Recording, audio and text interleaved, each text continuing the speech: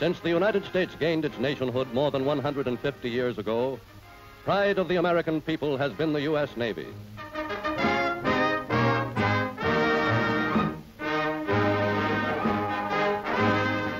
As officer, blue jacket, or Marine, you are a member of a great and proud body of fighting men, inheritors of many glorious traditions, the first of which is victory.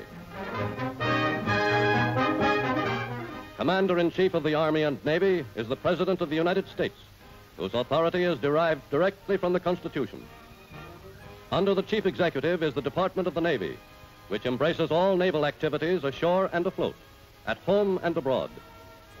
At the head of the Navy Department is a civilian, the Secretary of the Navy, who is a member of the President's Cabinet.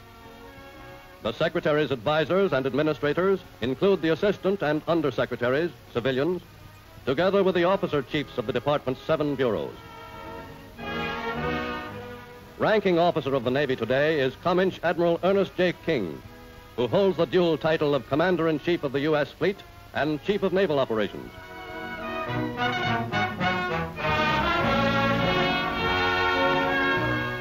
Of the 7 bureaus in the Navy Department, the one with which you are probably most directly concerned is the Bureau of Personnel, whose former name was the Bureau of Navigation.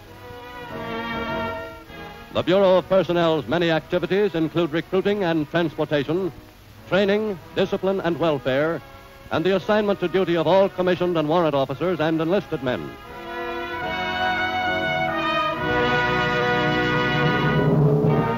Commissioned officers of the regular Navy are appointed by the President, with the advice and consent of the Senate.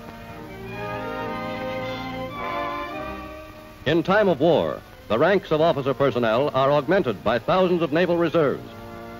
From the nation's colleges, universities, and technical schools, and from among its own enlisted personnel, the Navy draws officer material. Officer training, like recruit training, is compressed and condensed into the shortest possible period of time.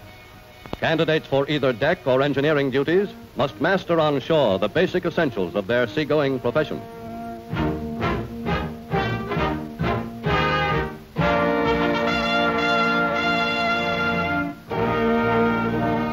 Because the Navy must command the air over the seas in which it is fighting, thousands of young Americans are being trained to become officers in the Naval Air Force. Especially qualified, physically and mentally, these young men must master in concentrated weeks what formerly took months at ground and flying school.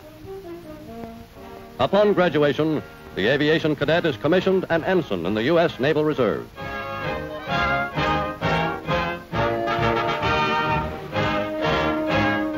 To provide officers for the greatest sea and air armada the world has ever known, Naval Reserve midshipmen, as well as Navy regulars, are being trained at Anapolis.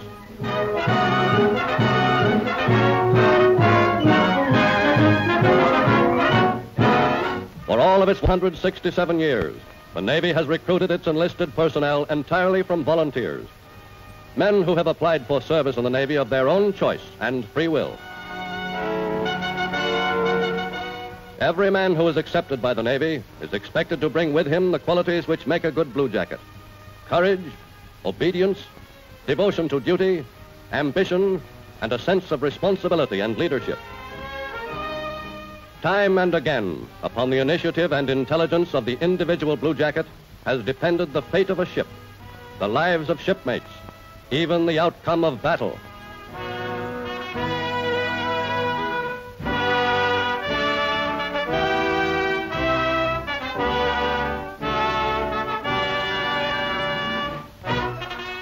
All men in the Navy are required to wear the correct uniform.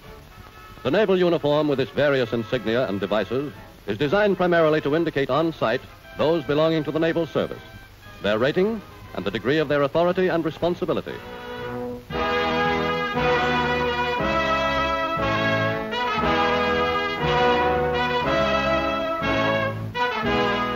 It should be a matter of pride with every blue jacket to be habitually, neatly and smartly dressed, and to see that his uniforms are scrupulously clean. Those who are properly and smartly dressed create a far better impression than those who are careless and slovenly. Bag inspection is held frequently to see that your clothes are clean, tidy, and properly marked, and that your clothing outfit is complete. To pass a good bag inspection is one of the first things a sailor must learn to do. You must bear in mind that your country is at war, and that your Navy must win that war. For what you have to learn, there is all too little time. Naval training is for the sole purpose of making you a useful man and a leader of men. In the Navy, your progress depends entirely upon you, the quality of your work, your study, and your effort. The hardest workers among you will become petty officers and chief petty officers, and men with exceptional qualifications may become warrant officers and commissioned officers. Accurate knowledge is necessary if you are to succeed in your work. Without accurate knowledge, you waste time and bungle the job. Nothing can be more dangerous than carelessness, for in battle there is no time to correct mistakes. A competent blue jacket learns all there is to know about his special duties, but he never forgets that first of all he is a fighting man whose military responsibility comes before everything else. Along with your first taste of salt water, you will get a graphic and simple illustration of the teamwork, which is the basic necessity of every fighting force. A coxswain or boat officer is in command. His authority is, for the moment, absolute. Unless his commands are promptly obeyed, the boat makes no headway. But when every man in the crew does what he is supposed to do, the boat surges ahead.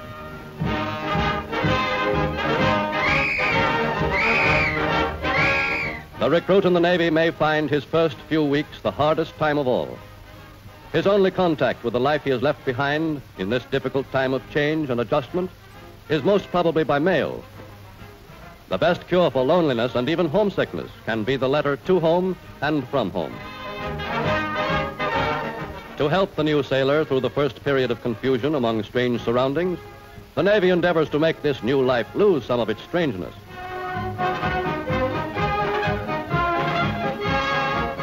Throughout all your naval career, you will constantly be meeting new faces and making new friends.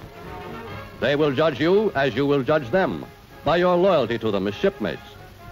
They will judge you by your cheerfulness, your sportsmanship, and your honesty.